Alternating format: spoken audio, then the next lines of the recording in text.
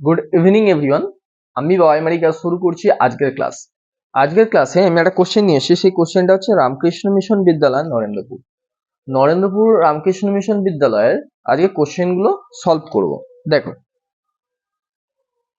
প্রথম কোশ্চেন আছে, বলছে একটি শহরের বর্তমান জনসংখ্যা পি এবং জনসংখ্যা 4% হারে বৃদ্ধি পেলে n বছর পরে জনসংখ্যা কত হবে। দেখো, কোশ্চেনটা স্ক্রিনে দেওয়া আছে। তাহলে কি বলেছে, জনসংখ্যা পি, অর্থাৎ আমরা কি জানি a is equal to p into বৃদ্ধি পেলে কি হবে 1 plus r by 100 এর whole to the power n। তাহলে দেখো r এর ভ্যালু কত, p, তাহলে 1 plus 4r by 100 এর whole to the power n, অর্থাৎ এটা কত আসছে 25। তাহলে p into 1 plus r by 25 এর whole to the power n, অর্থাৎ এখানে দেখো অপশন এ হচ্ছে তোমাদের কারেক্ট অ্যান্সার। অপশন এ হচ্ছে তোমাদের কারেক্ট অ্যান্সার। নেক্সট কি বলেছে দেখো, কে এর কোন মানের জন্য 5x² - 2kx + 5। তাহলে এই ধরনের অঙ্ক থাকলে তোমাদেরকে আমি কি বলেছি, বলছি কি 5x² - 2kx + 5 = 0। তাহলে কার সঙ্গে কম্পেয়ার করতে বলেছি, ax² + bx + c = 0। তাহলে a = কত 5, b = -2k, c কত 5। তাহলে এখন দেখো বলছে বীজদ্বয় বাস্তব ও সমান কখন হবে। তাহলে b² - 4ac = 0, অর্থাৎ b² = 4ac। b এর ভ্যালু দেখো কত বলেছে, -2k, অর্থাৎ -2 এর হোল স্কয়ার করলে হচ্ছে কত 4k² = 4ac। a দেখো 5 বলেছে, b ও 5 বলেছে, তাহলে কত 5 × 5 25 আর তো 100। তাহলে k² = কত 25। তাহলে k ± 5, অর্থাৎ এখানে দেখো অপশন তোমাদের অপশন হচ্ছে ডি। অপশন ডি হচ্ছে তোমাদের কারেক্ট অ্যান্সার। নেক্সট কি বলেছে দেখো, একটি শঙ্কুর ব্যাসার্ধ উচ্চতার দ্বিগুণ হলে তির্যক উচ্চতা ও লম্ব উচ্চতার অনুপাত কত হবে। দেখো, আচ্ছা, এটা চাইলে স্ক্রিনশট নিতে পারো, আর যদি পিডিএফ লাগে তাহলে আমাদেরকে হোয়াটসঅ্যাপ করবে, সম্পূর্ণ ফ্রি পিডিএফ, অর্থাৎ এর জন্য কোনো রকম কোনো পয়সা করি কিচ্ছু লাগবে না। আমাদেরকে হোয়াটসঅ্যাপে এসএমএস করবে, ডেসক্রিপশন বক্সে লিংক হোয়াটসঅ্যাপ নাম্বারটা দেওয়া আছে, সেখানে দেখো ডেসক্রিপশন বক্স থেকে আমাদেরকে হোয়াটসঅ্যাপ করো।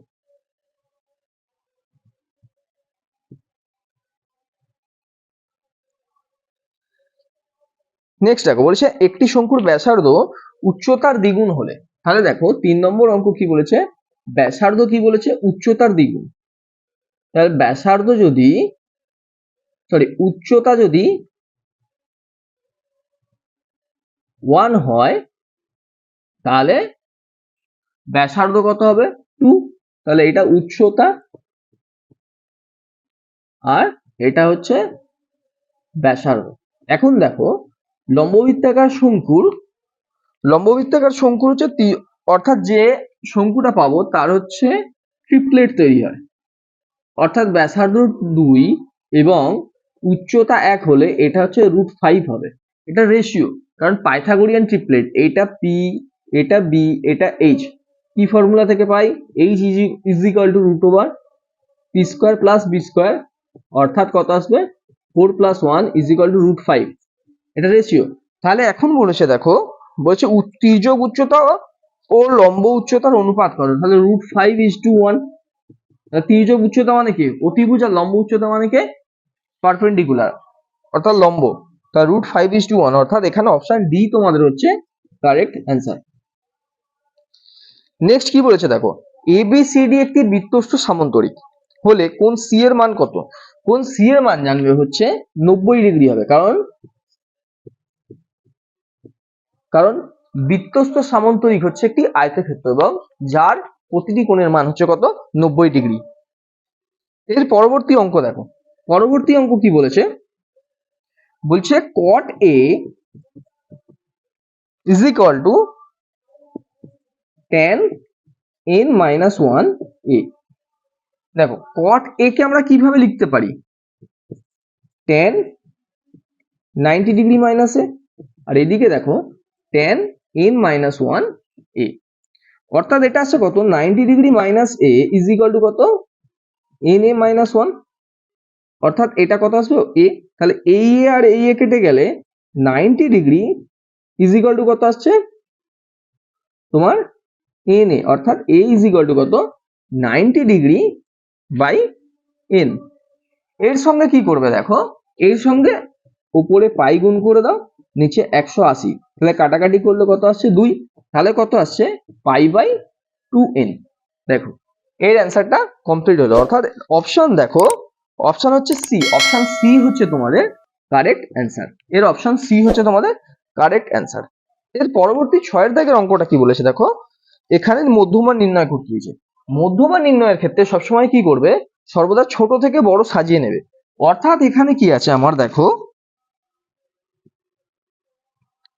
এখানে আছে দেখো সব থেকে ছোট আছে কত 14, তারপরে কত আছে 22, তারপরে দেখো 54, তারপরে 68, তারপরে কি আছে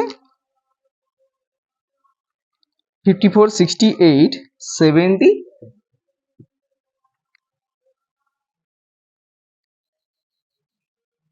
তারপরে কি আছে 80 and 94, 80 and 94। দেখো মধ্যমান নির্ণয় করতে গেলে ছোট থেকে বড়তে সাজিয়ে নাও, দেখো এই পার্টে কত 3টে আছে, এইদিকেও 3টে আছে, তাহলে মাঝখানেরটা কত 68, 68টা হচ্ছে তোমাদের মধ্যমা, অর্থাৎ অপশন এ হচ্ছে তোমাদের কারেক্ট অ্যান্সার, অপশন এ তোমাদের এখানে কারেক্ট অ্যান্সার।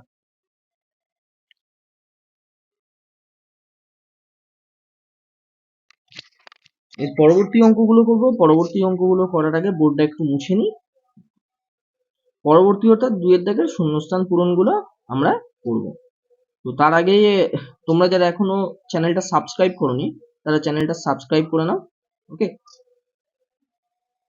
নেক্সট অঙ্ক কি বলেছে দেখো, বলছে যে ওয়াই টাকা 2 বছরে সরল সুদ এক্স টাকা হলে সুদের হার কত হবে। তাহলে দেখো বলছে কত, বলছে আমরা কি জানি R is equal to 100 into I divided by PT. এখানে দেখো এখানে হচ্ছে 100, আই ইজ ইকাল টু কি বলেছে, আই বলেছে এক্স টাকা, I is equal two x, P is equal two কি বলেছে ওয়াই, এবং টি ইজ ইকাল টু অর্থাৎ সময় 2t is equal two 2t, তাহলে ক্যালকুলেশন করলে 50, তাহলে 50x by y t percent, এটাই অ্যান্সার। পরবর্তী অঙ্ক কি বলেছে দেখো, পরবর্তী অঙ্ক তোমাদের বলেছে দেখো p x square plus q x plus C is equal to 0। সমীকরণে একটি বীজ অপরটি অনন্য, অনন্য অর্থাৎ একটা আলফা হলে বিটার ভ্যালু কি হবে 1/আলফা, অর্থাৎ একটা আলফা হলে অন্যটা হচ্ছে 1/আলফা হবে। আর দেখো আমরা জানি কি দুটো বীজদ্বয়ের গুণফল c/a, তাহলে এখন দেখো এখন হচ্ছে p x square plus q x plus C is equal to কত 0। আর এই ধরনের সমীকরণ থাকলে তোমাদেরকে কি করতে হয়, A X square plus B X plus C is equal to কি করতে হয় 0 ধরতে হয়। তাহলে A is equal to P, B is equal to Q, C is equal to, না কিউটা ভালোভাবে মুছে দিই, কিউ আর সি ইজ ইকুয়াল টু কত আসছে, সি ইজ ইকুয়াল টু হচ্ছে সি। তাহলে এখন দেখো আলফা আর আলফা 1/আলফা, অর্থাৎ এখানে দেখো আলফা আলফা কেটে গেল, অর্থাৎ কি আসছে 1, আর সি এর ভ্যালু কি আছে সি আছে, আর এ এর ভ্যালু হচ্ছে পি, তাহলে c is equal to p, অর্থাৎ এটাই তোমাদের হচ্ছে কি অ্যান্সার হবে। পরবর্তী অঙ্ক কি হয়, পরবর্তী অঙ্কে আসা যাক। পরবর্তী অঙ্ক, কোন সরলরেখা ত্রিভুজের দুটি বাহুকে সমানুপাতে বিভক্ত করলে উক্ত সরলরেখা তৃতীয় বাহু ড্যাশ হবে। দেখো প্রথমে ত্রিভুজটা আঁকলাম, দেখো দুটি বাহুকে বিভক্ত করছে, অর্থাৎ দেখো তোমরা ছবি দেখে বুঝতেই পারছো, অর্থাৎ তৃতীয় বাহুর কি হবে, তৃতীয় বাহুর হবে সমান্তরাল, অর্থাৎ সমান্তরাল।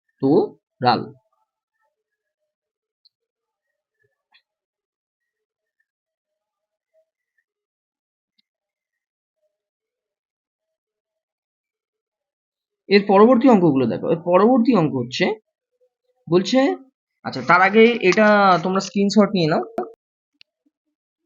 দেখো আমি এখানে বোর্ডটা মুছলাম।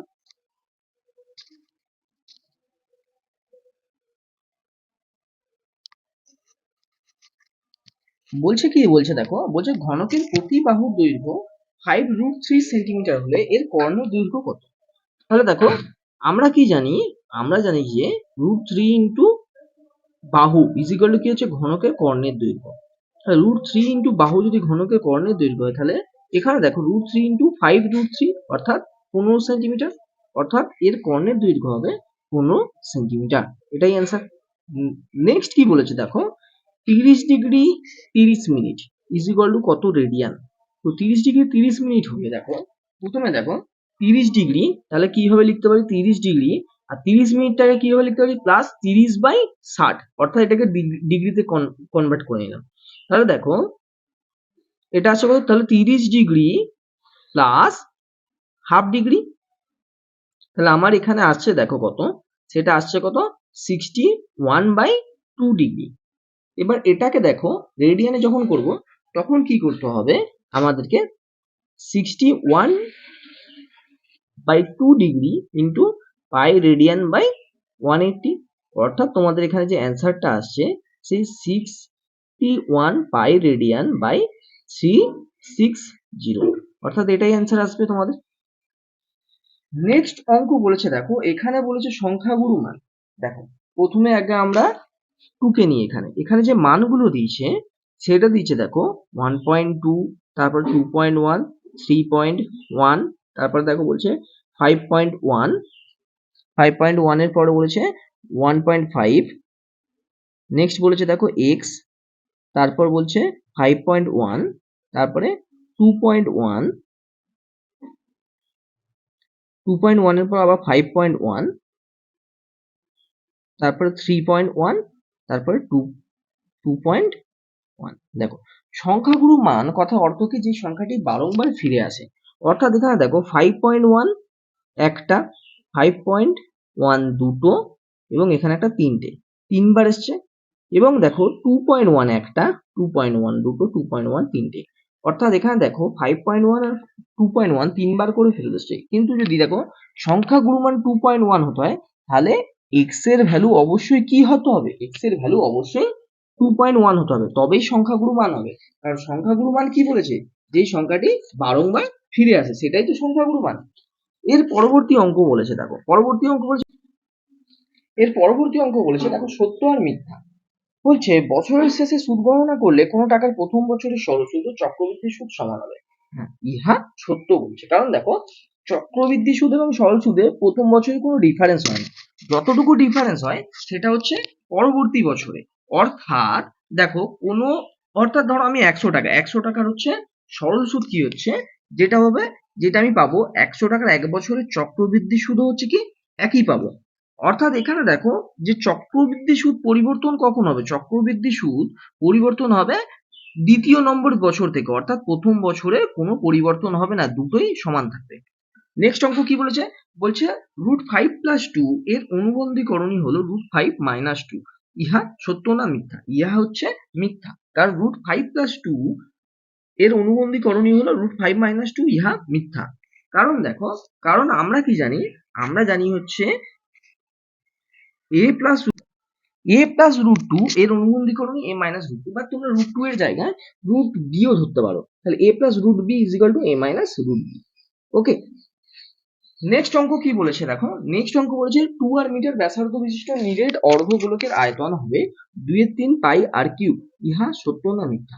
ইহা মিথ্যা। 2r মিটার, তাহলে আমরা জানি, দেখো আমরা কি জানি, নিরেট অর্ধগোলকের আয়তন। আচ্ছা, নিরেট অর্ধগোলকের আয়তন, তার আগে তোমরা এখানে দেখো, তোমরা একবার স্ক্রিনশট নিয়ে নাও, আমি এটা মুছে দিচ্ছি। ওকে,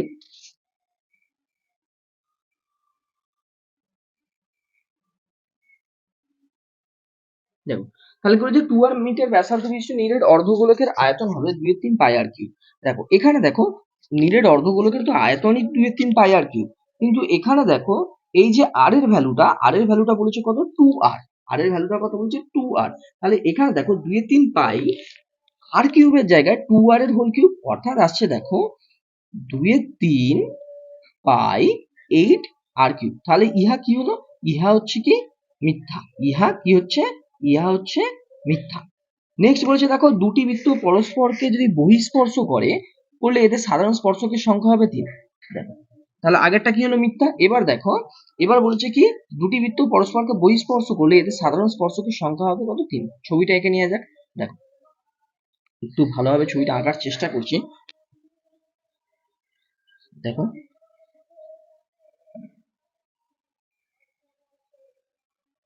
একটা স্পর্শক, দুটো স্পর্শক এবং এই 3 নম্বর স্পর্শক। তাহলে এই অঙ্কটা কি হবে, ইহা হচ্ছে সত্য হবে, ইহা কি হবে সত্য হবে। পরবর্তী অঙ্ক কি বলেছে দেখো, বলছে tan 90 ডিগ্রি মাইনাস থিটা এর অনুন্নত হবে cot theta. tan 90 degree minus theta এর অনুন্নত হবে cot থিটা, ইহা হচ্ছে মিথ্যা। কেন, দেখো tan 90 degree minus theta cot theta তো এমনিই হয়, ইজিক্যাল টু cot থিটা হয়, কিন্তু দেখো tan 90 ডিগ্রি মাইনাস থিটা যেটা বলেছে না, সেটা হচ্ছে tan 90 ডিগ্রি মাইনাস থিটা এর অনুন্নত, অর্থাৎ tan 90 ডিগ্রি মাইনাস থিটা এর অনুন্নত 1/tan 90 ডিগ্রি মাইনাস থিটাই হবে। দেখো তাহলে কি বলেছে দেখো, এর যে অর্থাৎ অলরেডি এটা আগে থেকে কি বলে cot থিটা দিয়েছে, তাহলে এটা কি cot থিটা হবে না, অর্থাৎ ইহা মিথ্যা, ইহা মিথ্যা। নেক্সট অঙ্ক কি বলেছে দেখো, একটি তথ্যের সংখ্যাগুরু মান হলো ক্ষুদ্রতম পরিসংখ্যা বিশিষ্ট মান। ইহা কি, ইহা হচ্ছে সংখ্যাগুরু মান হলো ক্ষুদ্রতম পরিসংখ্যা বিশিষ্ট মান, ইহাও ইহাও মিথ্যা, ইহাও মিথ্যা। অর্থাৎ তোমাদের 6 দাগের অ্যান্সারটা কি হবে, ফলস। এখন দেখো, তো আজকের মতো ক্লাস এতটুকুই, এবং আগের দিনে আমি একটা রিকোয়েস্ট পেয়েছিলাম, সেই রিকোয়েস্টে কমেন্ট সেকশনে গিয়ে কমেন্ট করেছিল যে ওই 4 দাগের অঙ্কগুলো, হাওড়া বিবেকানন্দ ইনস্টিটিউশনের যে কোশ্চেনগুলো আছে তার 4 দাগে অঙ্কগুলো করিয়ে দিতে হবে। ঠিক আছে, আমি নেক্সট ভিডিওতে করিয়ে দেবো। আজকের মতো এতটাই, ভালো থাকো।